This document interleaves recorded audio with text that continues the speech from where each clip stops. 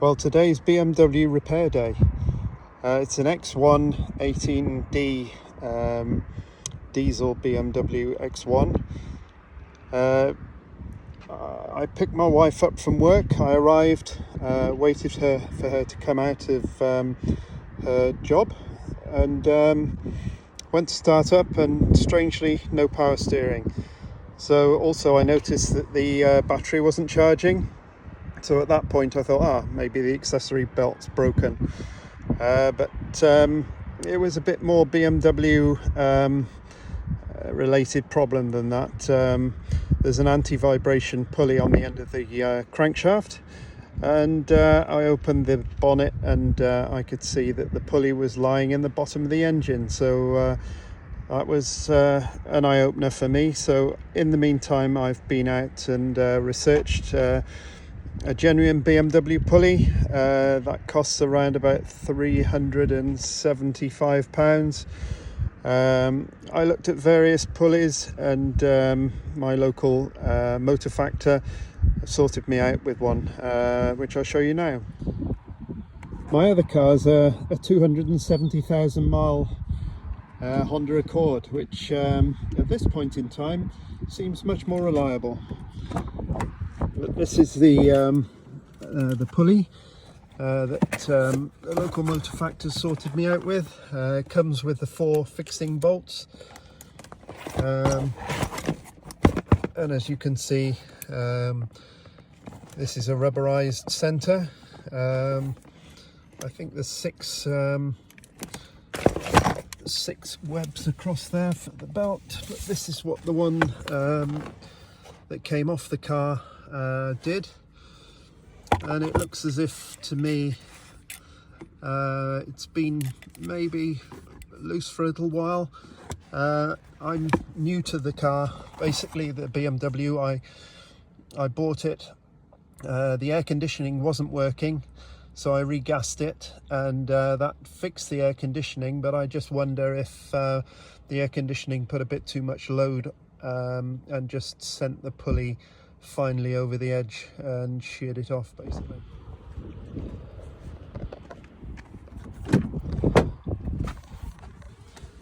Just open the bonnet.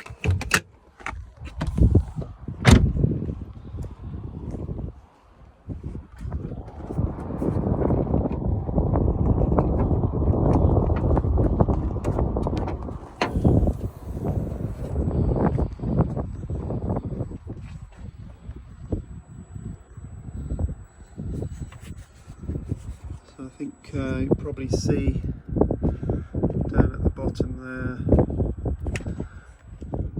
where is it?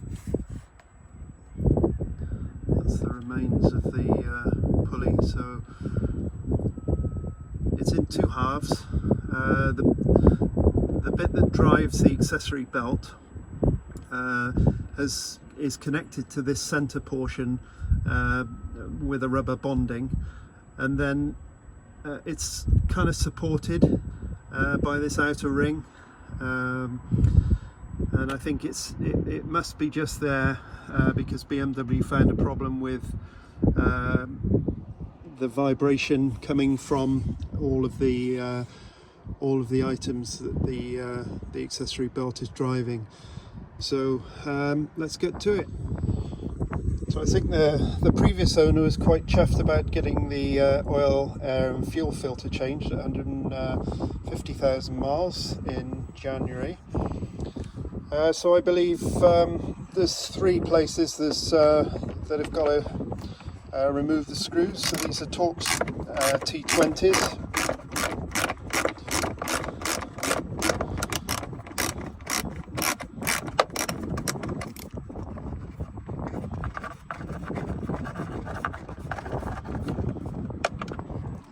Interesting little spider there.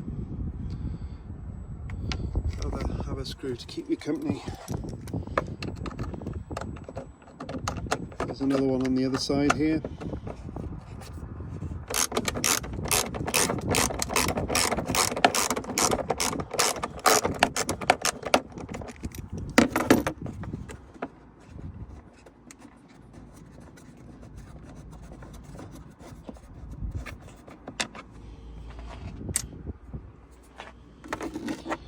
And then there's one T20 at the top here.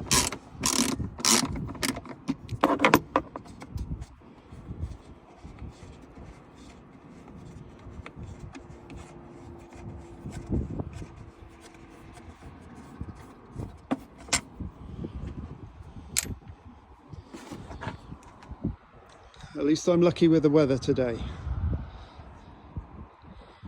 And the car park's quite quiet.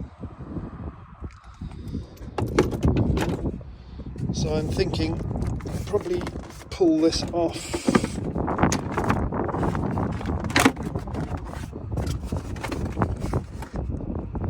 It's going straight forward.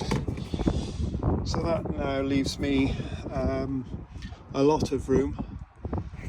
And I've got these 4 Torx 12 E12 headed bolts that I've got to remove, and you can see where the remains of the pulley was there. That was the bonding surface, and it's literally sheared it straight off. So I just attach the E12, and you can see it's a kind of female Torx. They call them E12, and I believe this should be long enough just to get in there. Yeah, it's long enough. So I might use a bit of extra leverage on there because I've only got a stubby little 3/8 drive wrench. So I'll just get a socket on an extension and use it like an extended bar.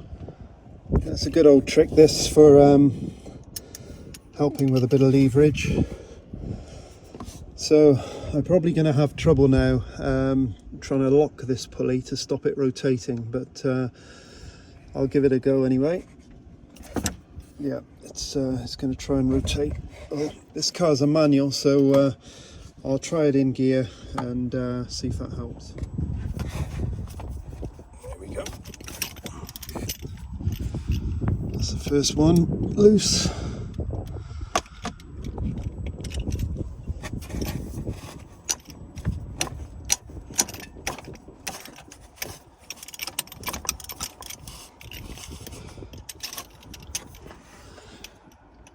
Obviously, if you've got an impact wrench, this would be a lot easier.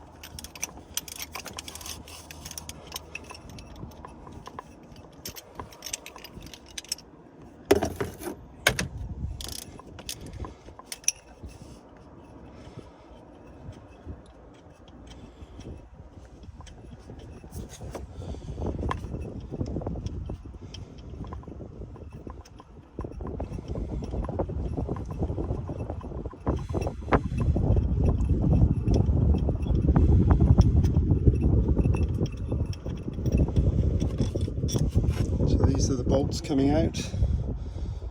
As you can see, they're splined E12s.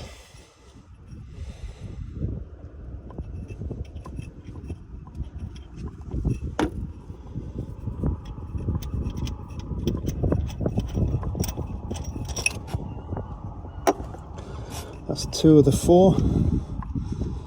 Another 2.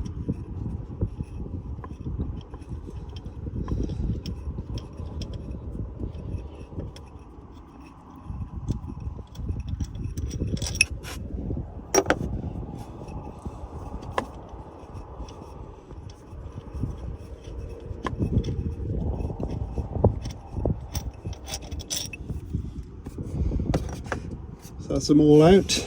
so I believe it should just pull off, which it does quite nicely.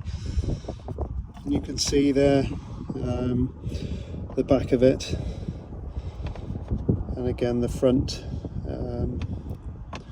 that's sheared off. Okay, my little friend, thank you for your service, but you didn't quite make it.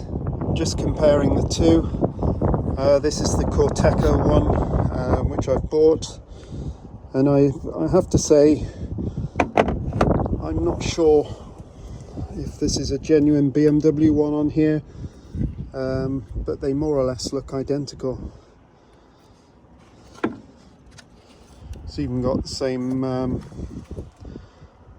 same rubber pattern as if it's out the same mould.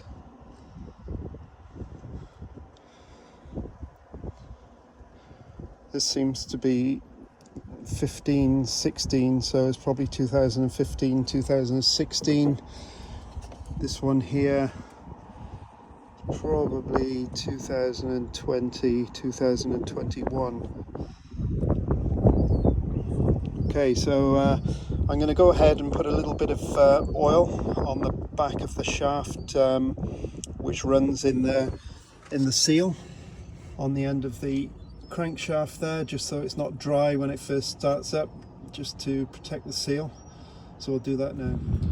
Just taking a bit of oil off the dipstick. I'm away from home, so I haven't got all my oil can and things nearby, so a bit of oil off the dipstick's probably as good as anything. It's needs a change, nice and black. It's a diesel, so it's very black anyway. Okay, the torque wrench on the job now. Apparently it should be 40 newton meters plus 120 degrees.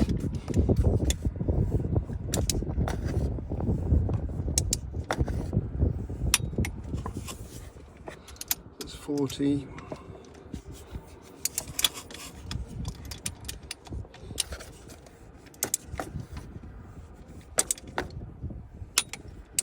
$40.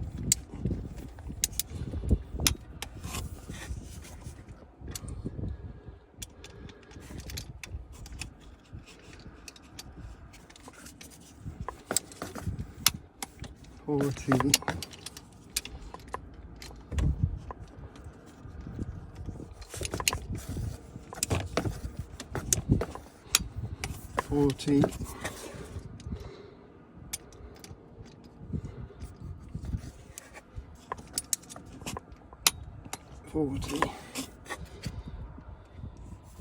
So the way I did the angle was to mark on top of here 0, mark here as 120 degrees, which is a third of a turn, and I've been through and tightened them all up, so they're good and tight now, and to torque spec.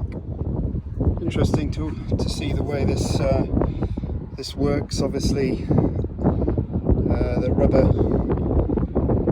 is bonded to this center, but it's also got this ring around the outside, and that ring goes down in that groove. So I'm guessing as the flywheel, or as the harmonic balancer as they call it, tries to vibrate, it gets captured by that ring, so it can only go so far. I had it the wrong way around when I was showing you before, but that's kind of how it sits, and no doubt any vibrations are taken up like this until it touches that ring, and it looks like that ring has been in use because it's shiny, and also there's quite a groove down in there, so it's been doing its job, but obviously it came to the end of the road at some point. I'm going to put the original belt back on because it doesn't look too bad. There's no cracks or anything like that in it.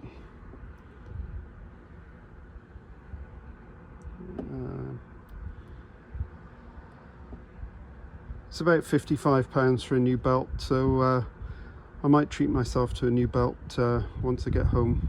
So I was This is definitely a get me home job. I have to feed the serpentine belt in now. It's got a very definite pattern, so let me get that sorted out from the manual and then I'll come back to you.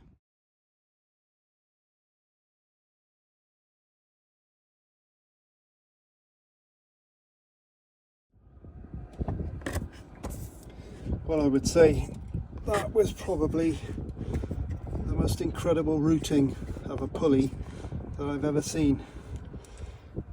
The tensioner, I used a 16mm socket. At the last minute I got it wrapped round everything, around the water pump, around the alternator, around the power steering pump, around the aircon pump, through the two pulleys, and then I left it above this pulley here, this upper pulley. Not sure if you can see that.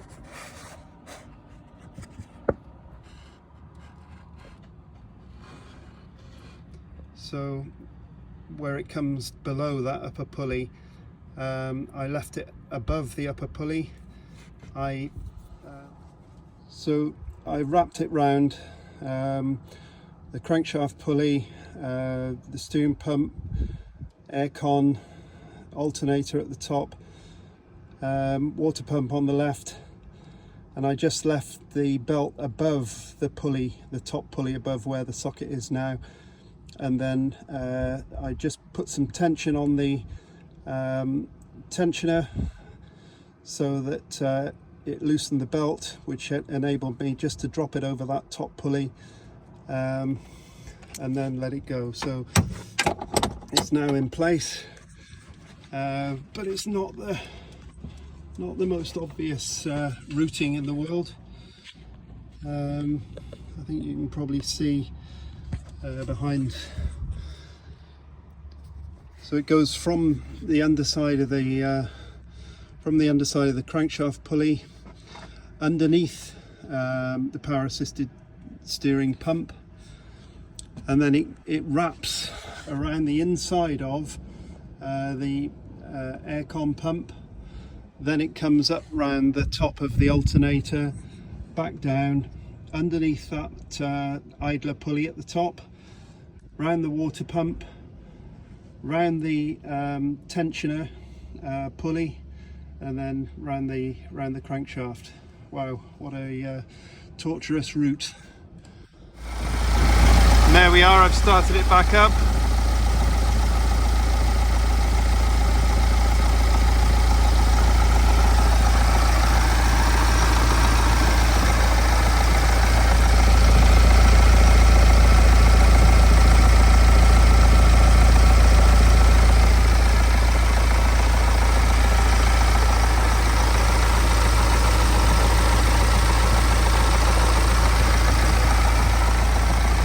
The reason it probably went in the first place, or I took it completely over the top, was when I bought the car, it didn't have the air conditioning pump working,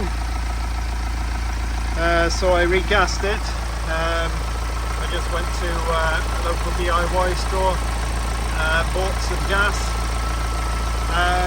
gassed it until it was in the green. That enabled then the low pressure sensor detected that it was enough pressure in there, and the aircon started working. But I think probably that extra load was what it took to shear it off in the end. It was already weakened. The car's done 155,000 miles, so it's a decent bit of mileage on it. Anyway, so there we are. So I'll put it back together again. The reversal of removal, and hope you like the video, and if you want to subscribe, then subscribe. If you want to like the video or give me any feedback, that'd be great. Thank you very much. I'm not a professional, I'm a complete DIYer, but I've always done my own car maintenance, and I learn as I go along. So maybe you can give me some feedback and I'll learn even more. Thank you very much. Bye bye. So there we are, all back together again. Engine's running, battery's charging, aircon's working, nice and cool.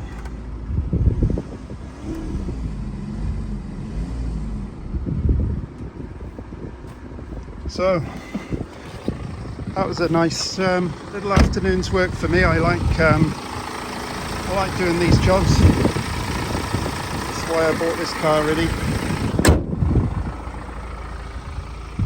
There's my service truck, my Honda Accord, my 270,000 miles trouble-free motoring.